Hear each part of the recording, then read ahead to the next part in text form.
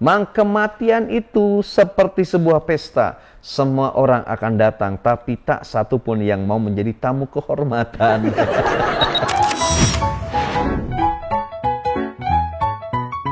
Dosen gede, materinya mantap. Belajar pun makin cepat tangkap. Kampus fleksibel, waktunya pas. Kuliah seru ya di Kulkas. Diskusi seru, ilmunya asik. Belajar cepat, masa depan jamin. Kulkas, seru kajiannya, seri sajiannya. Oh yeah.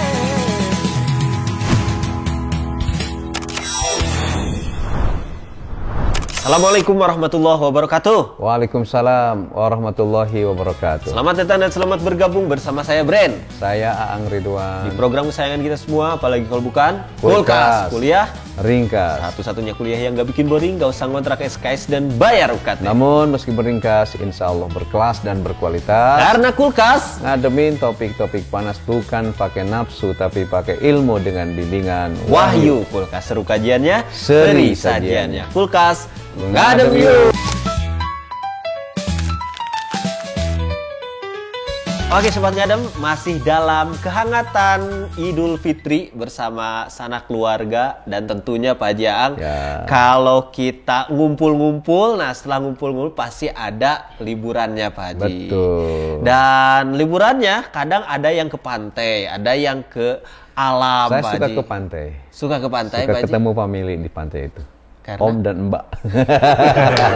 Mbak Pak Haji Iya. ya. Saya suka tiduran di pantai, mencium bibir pantai.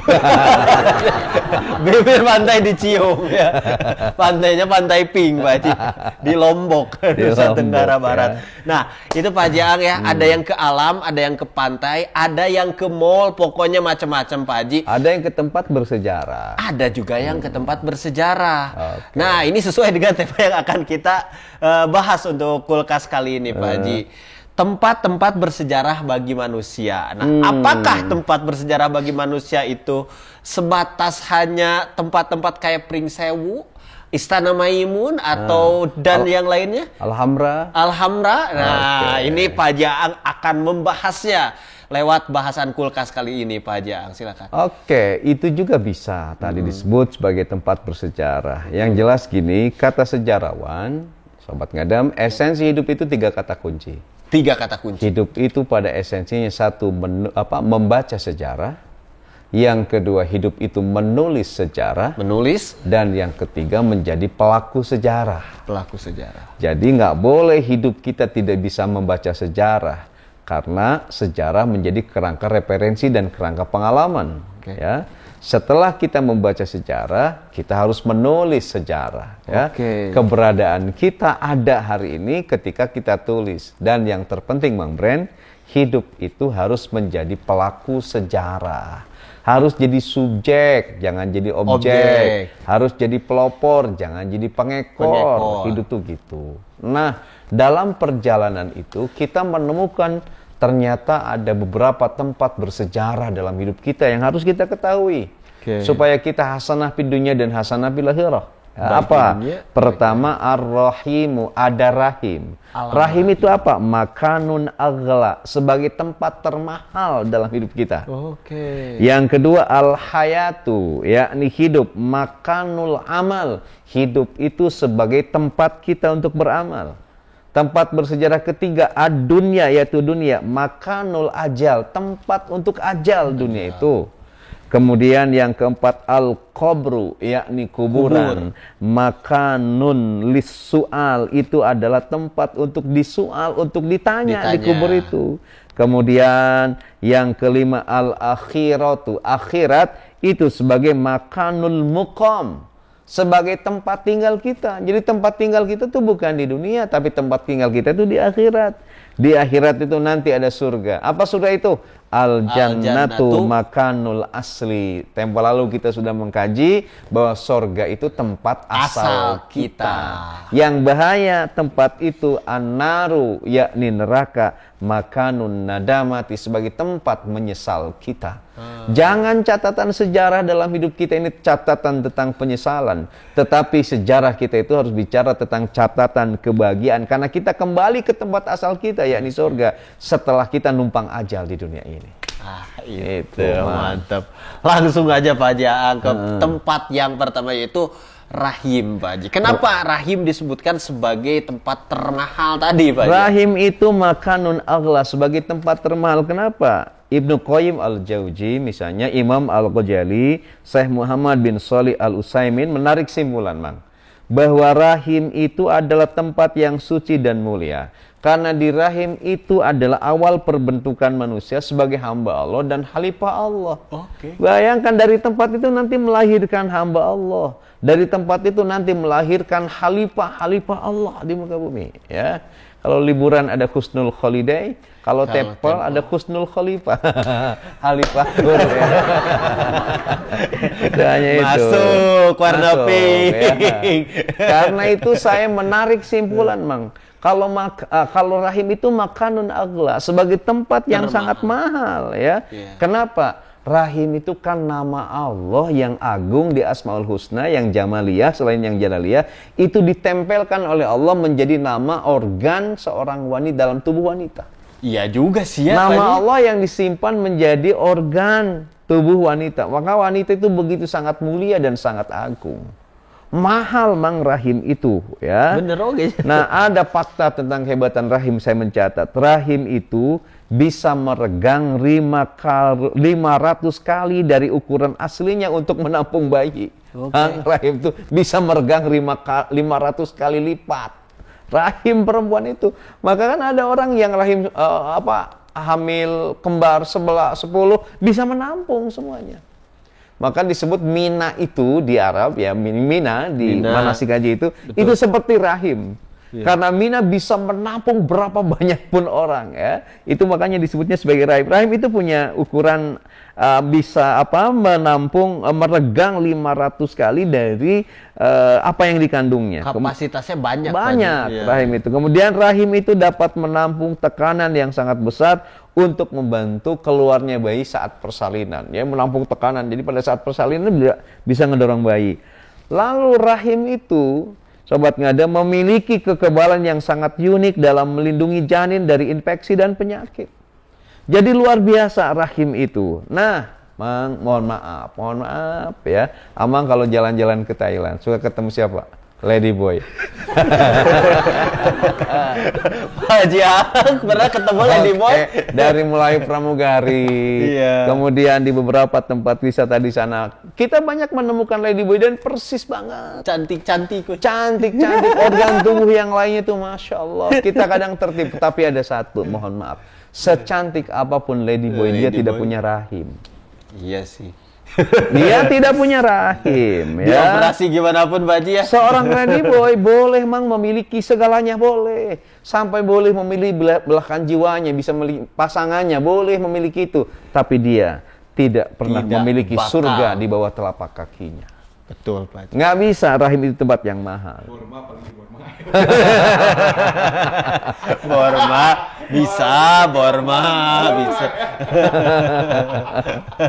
Oke, Mang, anak kandung itu lahir dan tumbuh dari rahim ibunya, sedangkan anak angkat tumbuh dan lahir dari hati ibunya.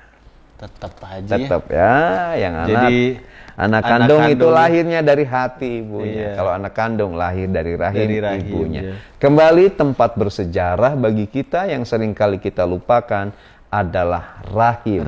Maka jangan sekali-kali kita bertentangan dengan dia yang telah meminjamkan rahimnya ke kita untuk tumbuh kembang selama 9 bulan ibu kita.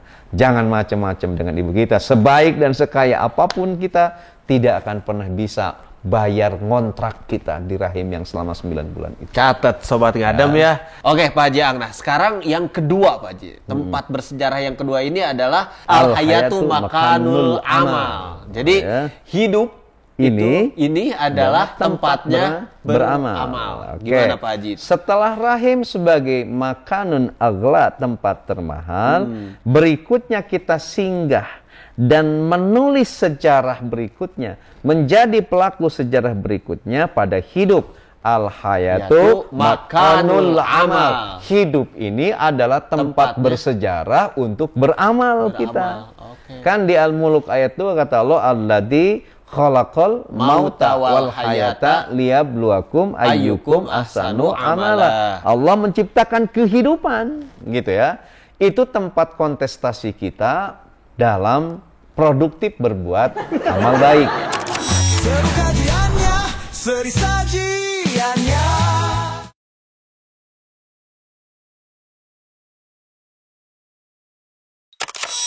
Seru kajiannya, seri sajiannya. Jadi esensi dari hidup ini adalah bagaimana kita itu bisa beramal. Fasilitas hidup atau hidup sebagai tempat yang saya metaforkan seperti itu diberikan kepada kita untuk kontestasi pastabikul khairat, berlomba-lomba dalam kebaikan. Sebab esensi hidup itu adalah berbuat amal baik. Makanya manusia terbaik itu mantola umuruhu, mereka yang panjang umurnya, wahasuna amaluhu, dan bagus amalnya. Umurnya jelita, jerang 50 tahun. Umurnya sudah seperti saya, lolita, lolos 50 tahun. Itu manusia yang terbaik dengan catatan baik amalnya. Tapi manusia terburuk juga mantola umuruhu, mereka yang panjang umurnya. Jelang 50 tahun, Mang Dado, saya lolita, lolos 50 tahun. Itu manusia terburuk kalau buruk amalnya. Kalau buruk amalnya. Dan mereka yang sadar banget bahwa dunia ini sebagai tempat beramal, lalu dia sibuk dalam kontestasi kebaikan di dunia ini. Bila dia menjadi seorang kameramen, jadi kameramen yang baik. Bila dia jadi editor yang baik. Bila dia jadi tim kreatif, jadi tim kreatif yang baik. Dimanapun di pojok hidup apapun, ketika kita benar-benar menampilkan yang terbaik dari amal kita, itu yang tidak akan disebut sebagai orang-orang yang rugi. Mang, hidup itu ibarat permainan. Karena itu bermainlah dengan baik.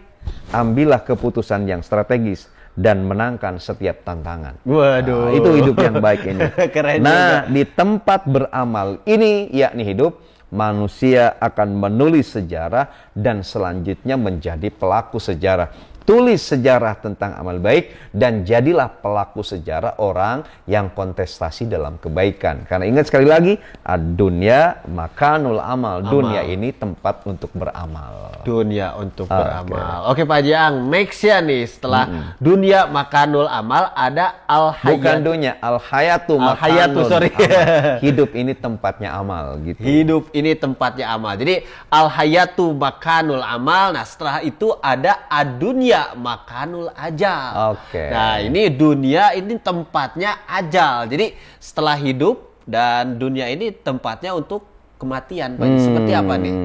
Oke, dunia ini benar sementara. Tadi kita kan ngobrol, kok Ramadan ini begitu cepat kemarin ya. Baru saja kita bilang alhamdulillah puasa 29 hari lagi. Sekarang tinggal beberapa hari lah, bahkan sekarang sudah beres. Iya. Ya, dunia itu sangat sementara. Nah, ingat kesementaraan dunia, kita hadir di dunia itu numpang ajal saja, Mang. Numpang ajal, Pak. Numpang ajal saja ya. Maka gini, hidup tempat beramal, maka dunia tempat ajal. Mang, malaikat bertanya pada orang yang takut mati ya terkait itu. Gimana? Tenang Mas Bro, aku tidak akan membuatmu menunggu lama. Kata malaikat. Tenang. Ada waktunya. Tidak lama-lama lagi. Iya. Nah, Allah berfirman begini ya. Dunia makanul ajal. Dunia tempat ajal. Di dunia kita hanya numpang sementara, lalu ajal menjemput kita. Kata Allah, kullu nafsin dha'iqatul maut. Setiap yang bernyawa pasti akan merasakan kematian. Mang, kematian itu seperti sebuah pesta. Semua orang akan datang, tapi tak satu pun yang mau menjadi tamu kehormatan. Ya siapa juga Pak Haji yang mau jadi Ya sobat ngadam, kullu nafsin dha'iqatul Dha'iqatul maut. maut. Ya, ternyata kematian itu ada rasanya. Ini yang harus kita pikirkan. Agar kita rasa. menulis sejarah bagus di alam berikutnya ya.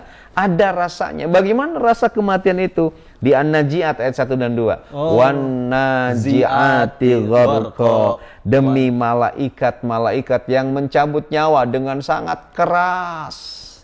Jadi ada orang yang nyawanya dicabutnya, ajalnya begitu sangat keras hingga sakaratul maut menjadi momentum yang sangat mengerikan dan menakutkan. Waduh. Ada yang sakaratul maut itu melotot, ada yang sakaratul maut itu menjerit, ada yang sakaratul maut itu menggoyangkan seluruh anggota tubuhnya saking sakitnya. Ada yang seperti itu. Tapi jangan khawatir, kata Allah, wan nasyitati nasta, dan demi malaikat yang mencabut nyawa dengan lemah lembut. Jadi ada yang ajalnya di dunia itu dicabut oleh Allah itu begitu sangat lemah lembut melalui tangan para malaikat itu, ya. Jadi kematian itu ada rasanya, ya. Tulis dalam sejarah hidup kita, rasa kematian kita itu yang dicabut begitu lemah lembut oleh malaikat itu, sehingga sakaratul maut menjadi momentum yang kita nantikan. Apalagi pada saat menjelang kematian itu Allah memperlihatkan tempat kembali kita. Kalau tempat kembali kita ke surga, ya kita ini pingin buru-buru dicabut nyawa itu karena sudah rindu masuk ke dalam surga. Tapi mereka yang Allah perlihatkan tempat kembalinya ke neraka menjerit, dia nggak mau kembalikan barang sejam saja karena nggak mau wafatnya. Maka sakaratul mautnya menjadi sesuatu yang menyakitkan hingga malaikat harus menyabut nyawanya itu dengan apa begitu sangat keras. Nah, Mang, begini, akan tiba pada suatu masa di mana setiap kita akan dilamar oleh malaikat maut, dinikahkan dengan kematian, serta bercerai dengan kenikmatan dunia yang sementara ini. Waduh. Kita sekarang, Mang, sedang syuting kulkas ya. Akhirat itu hanya cerita, dunia itu nyata, tapi nanti ya akhirat adalah nyata, dunia adalah cerita. Di akhirat nanti kita ngebayang cerita-cerita syuting kulkas dari episode ke episode gitu. Maka sesungguhnya berbahagialah mereka yang di dunia itu disibukkan gitu untuk terus beramal ya. Yeah. Pada saat hidup sebagai makanul amal itu disibukkan terus untuk beramal supaya apa? Supaya pada saat wafat kembali kita nanti di dunia dijemput ajal, lahir dalam keadaan menangis. Kita pulang harus dalam keadaan tertawa ya gitu. Jangan gagal fokus. Di dunia ini kita hanya numpang untuk ajal saja. Oke, ini bahasanya agak horor tapi jadi renungan banyak ya. Kalau mati itu ternyata ada rasanya, guys. Jadi sejarah ajal kita harus sejarah ajal yang dicabut nyawanya dengan perlahan hingga kita pulang dalam keadaan tersenyum. Tersenyum. Gitu. Nah, itu Pak Jaang. Horor. Oke, Pak Jaang.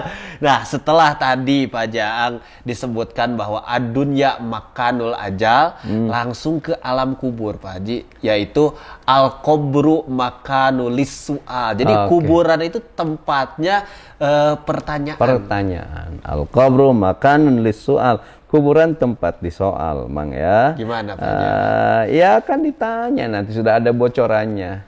Siapa Tuhanmu? Kita harus bisa jawab nanti. Siapa nabimu? Siapa imammu? Apa kitabmu? Kitabku itu adalah Al-Quran. Cek malaikat bisa tuh maca Quran? Tuh bisa. Gimana? Kitabnya Al-Quran. Apa agamamu? Dan sejumlah pertanyaan lain. Mang begini, pada saat kita ajal, ya, kita itu dihantarkan oleh 3.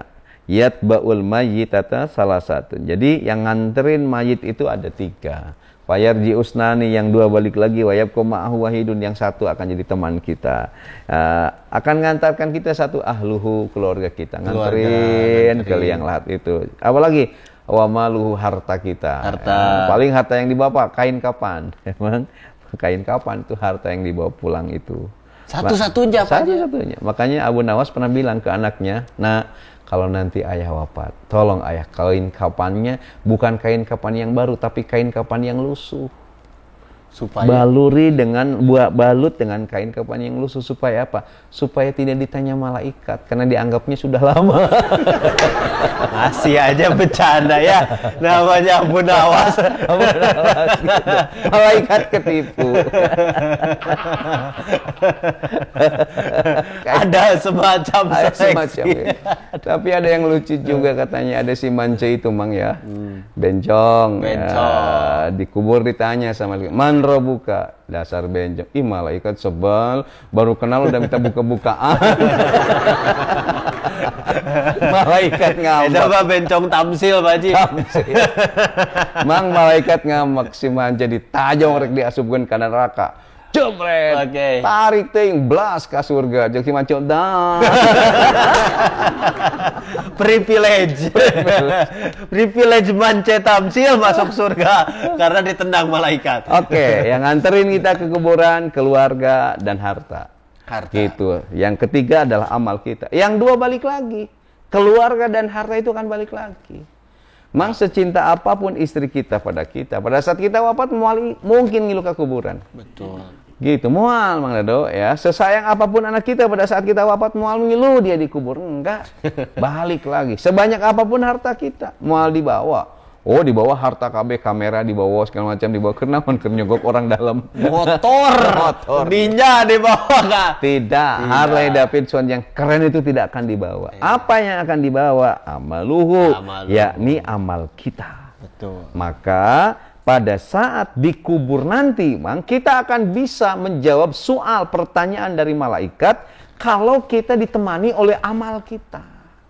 Jadi amaliyah kita ketika di dunia itulah yang akan menjadi teman kita untuk bisa memudahkan menjawab soal pertanyaan dari malaikat munkar dan nakir. Lah ya. Mang kalau kita bisa menjawab pertanyaan malaikat munkar dan nakir, maka kita di alam kubur itu kan disimpan di Iliyin.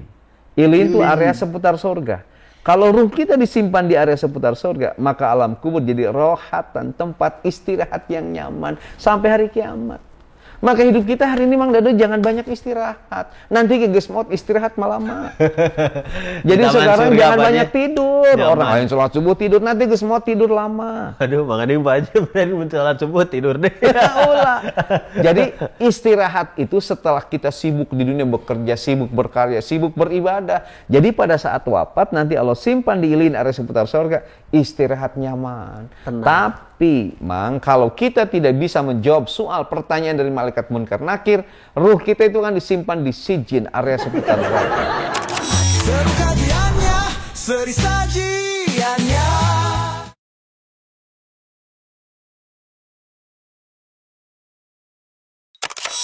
Seru kajiannya, seri sajiannya.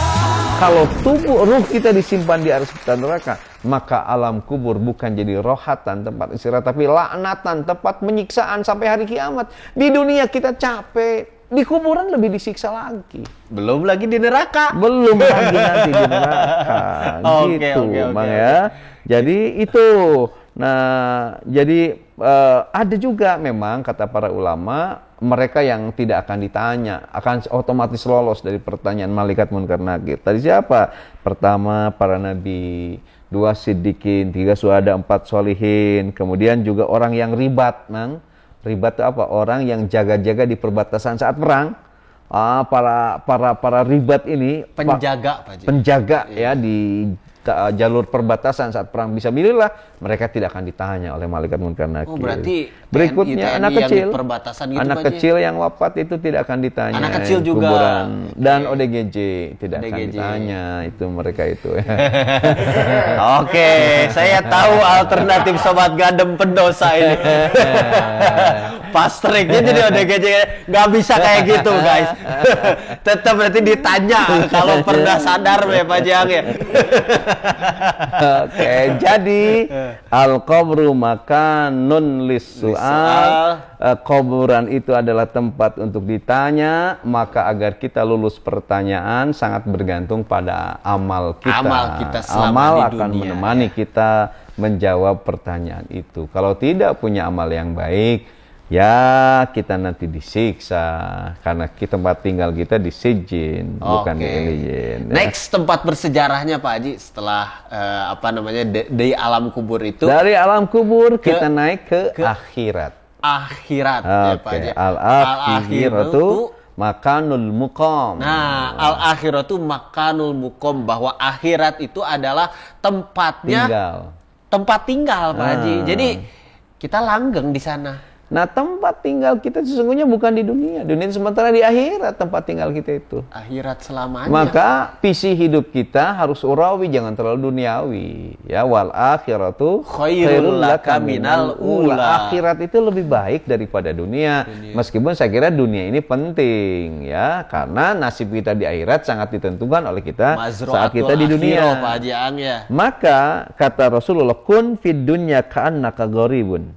Hiduplah di dunia ini kamu seakan-akan orang asing. Goribun. Gorib, orang asing. Orang asing kan tinggalnya sebentar lagi. Itu au abiru sabil, kata Rasulullah, atau seperti orang pengembara. Hiduplah di dunia ini seperti orang asing, atau hiduplah di dunia ini seperti seorang pengembara. Kan pengembara itu tidak mungkin tidak menetap, hanya numpang lewat saja, ya. Karena tempat sesungguhnya bagi kita itu, di mana itu bagian dari buah sejarah yang kita catat di dunia, kita menjadi pelaku sejarah dalam ketaatan kepada Allah, maka di akhirat kita akan mendapatkan tempat tinggal yang abadi, yang nyaman senyaman-nyamannya. Apalagi di waktu di akhirat nanti itu kan luar biasa. Disebut di Quran surah Al-Hajj, saya punya catatan 47, wa inna yauma inda rabbika ka'alfi sanatin mimma ta'uddun. Sesungguhnya sehari di sisi Tuhanmu adalah seperti 1000 tahun menurut perhitunganmu. Oleh karena itu setengah hari di akhirat sama dengan 500 tahun di dunia. Waduh. Jadi mungkin bisa dijelaskan sebab film Interstellar Pak Haji. Perbandingan waktunya gitu Pak Haji. Perbandingan waktunya gitu ya. Jadi setengah hari di dunia, 500 tahun di dunia. Ya, maksudnya setengah hari di akhirat yaitu 500 sama dengan 500 tahun di dunia, setengah harinya sama dengan 500 tahun di dunia. Oh, luar biasa. Wah, gitu. Itu benar. Maka di Quran As-Su'ara 42 saya punya catatan, mangkana yuridu harsal akhirati nazid lahu fi harsihi. Siapa saja yang mendaki keuntungan di akhirat, akan kami tambah keuntungan itu baginya. Jadi visi segala sesuatu kita itu harus ukhrawi. Ya, jangan kalau melulu kita duniawi Pak Haji, ya? Jangan melulu duniawi, kan seperti bertani karena benar. Berani. Dalam bertani, pada saat kita nanam rumput, padi belum tentu ikut, tapi saat nanam padi, rumput kadang akan rumput ikut. Saat kita ngejar akhirat, dunia akan bergegas berlari mengikuti kita. Tapi kalau kita ngejar duniawi, akhirat belum tentu.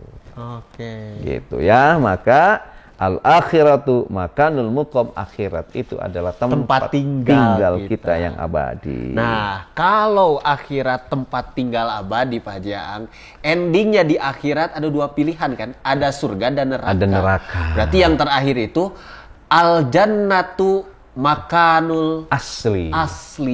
Berarti surga itu tempat asal kita, atau ya pilihannya ada opsi satu lagi, neraka Pak Haji. Seperti apa Pak Haji? Oke, Mang. Kita itu sekali lagi ingat, asal kita itu dari surga. Betul. Maka kita harus kembali ke surga. Filosofinya inna lillahi wa inna ilaihi rajiun. Dengan begitu sejarah hidup kita adalah sejarah tentang mulih kajati mulang ka asal. Jati kita itu dari surga, asal kita itu dari surga, bukan mulih lain kajati, mulang lain ka asal. Itulah orang yang nanti akan menjadi penghuni neraka, di mana an-naru makanun nadamati, neraka itu sebagai tempat menyesal. An-naru makanun nadama. Gitu. Jadi pada saat di akhirat kita harus pulang ke tempat asal kita, yakni surga. Dengan amal baik kita, memanfaatkan hayat kita di dunia untuk beramal, gitu ya, dan lain sebagainya. Maka ketika kita tidak takarub kepada Allah, bukan menjadi orang yang wafat husnul khotimah, bukan orang yang melaksanakan perintah Allah, bukan surga tempat asal kita, pulang kita, tapi Allah pulangkan ke neraka. Dan di neraka itu disebut sebagai makanun nadamati, tempat untuk menyesal, kaduhung temangi tung ketika di neraka. Disebutkan di Al-Mulk ayat 10, wa qalu law kunna nasma'u aw naqilu ma kunna fi ashabis sa'ir. Andai kata kami dahulu mendengarkan dan memikirkan peringatan-peringatan itu, niscaya kami tidak termasuk penghuni neraka yang menyala-nyala. Oke. Itulah sesal yang tidak akan pernah didengar oleh Allah. Karena kita tidak kembali ke asal, Pak Haji. Jadi sejarah kita bukan harusnya sejarah kembali ke tempat asal, bukan sejarah kita malah sejarah tentang kembalinya atau bersedihnya,